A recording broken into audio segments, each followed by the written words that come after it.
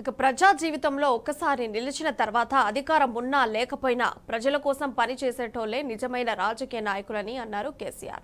ఇక 10 ఏళ్ల బీఆర్ఎస్ పాలనలో అన్ని సవ్యంగా నడిచాయన్న కేసీఆర్ కాంగ్రెస్ ప్రభుత్వం వచ్చిన తర్వాత కరెంటు, తాగునీటి ఇబ్బందులతో పాటు శాంతి భద్రతల సమస్య తలెత్తి మతకల్లోలాలు కూడా చెలరేగడం బాధ కలిగిస్తుందని చెప్పారు.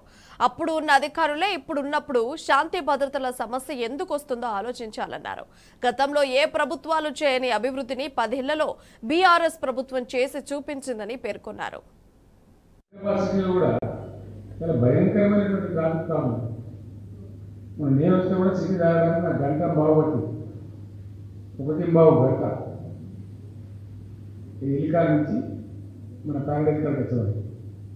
అంటే ఇవన్నీ అశాంతి జరిగిపోతాము, హత్యలు అవుతుంది, లా అండ్ ఆర్డర్ ప్రాబ్లమ్స్ వస్తుంది, మత కలవరాలు స్టార్ట్ అయింది. మన మెదడు భయంకరం. ఎందుకు వస్తుంది ఇవన్నీ? ఇతర విధానం అంతా 10 సంవత్సరాలు సీమ చెప్పుకోమని లేదే, ఎక్కడ రౌడీజం లేకుండానే, ఎక్కడికి దుర్మార్గం లేకుండా మరి ఇప్పుడు ఎందుకు వస్తూ ఉంది?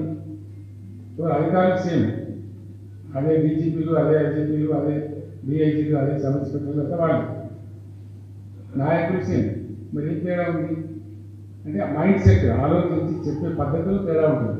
కరెంట్ ఎక్కడ కూడా ఉంది. ఇవన్నీ ఎట్లా వస్తాయంటే నీ పరిపాలన చేసేటువంటి నీ సామర్థ్యం, నీ శక్తి అది రోజు రోజు ప్రజల్లో తేలిపోతూ ఉంది. అది పెద్ద ఇష్యూ కాదు. కాబట్టి జనానికి తెలిసిపోతే అందుకన్నా వైడ్గా మనం 100 లైసెన్స్ మనం వెళ్ళిపోతాం. అదే పెద్ద ఇష్యూ నేను అనుకుంటున్నాను. ఇంకో మాట మీకు చెప్పాలి నేను తప్పకుండా ఈ సందర్భంలో.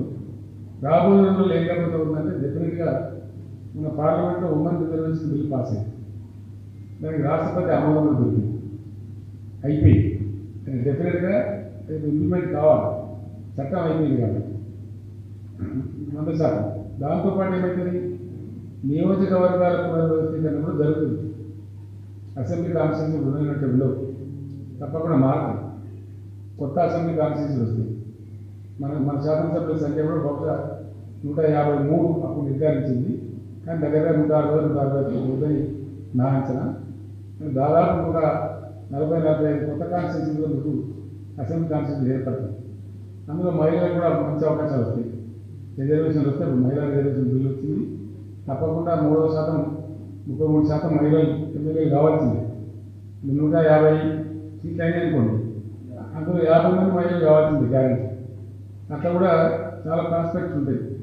భవిష్యత్తులో రాజకీయ రూపురేఖలు మారుతాయి. 26 వరకు ఇప్పుడు డిలిమిటేషన్ కావాల్సిందే, నియోజకవర్గాల పునర్వ్యవస్థీకరణ. ఇప్పుడున్న రిజర్వేషన్లు తారుమారే అవకాశం ఉంటుంది. కొన్ని ఇప్పుడు ఓపెన్ రిజర్వ్ కావచ్చు, కొన్ని రిజర్వ్ ఓపెన్ కావచ్చు, రకరకాల మార్పులు కూడా వస్తాయి. కాబట్టి ఎక్కడెక్కడ జరుగుతుందో తెలియదు మనం. అది వచ్చినప్పుడు యాజ్ ఏ పార్టీగా, మెయిన్ పార్టీగా మనకు కూడా అవకాశం ఉంటుంది. మనం కూడా రిపేర్ చేస్తాం, ఇట్లా ఉంటే బాగుంటుందని అవన్నీ కూడా ఉంటాయి. కాబట్టి అందుకే నేను చెప్పేది, రాజకీయం అనేది నిరంతర ప్రవాహం, ఒక రోజుతో అయిపోయింది కాదు. మళ్ళీ ఇప్పుడు లోకల్ పార్టీ ఎలక్షన్లు వస్తాయి, తొందరగా రావు, కొద్దిగా టైం పడుతుంది. మరి ఇప్పుడే పెట్టేటువంటి పరిస్థితి లేదు, అది మనకు కూడా మంచిదే. కాబట్టి మళ్ళీ లోకల్ పార్టీలు కూడా మనం కొంచెం యాక్టివిటీ కష్టపడితే గణనీయమైన ఫలితాలు సాధించవచ్చు. అది పెద్ద బ్రహ్మభారత కాదు.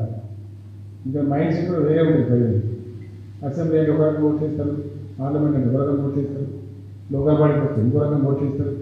ఇవన్నీ కూడా ఉంటాయి. కాబట్టి మనం కూడా ఫీల్డ్ మీద ఉండి చాలా యాక్టివ్ తీసుకొని పనిచేస్తే బాగుంటుంది.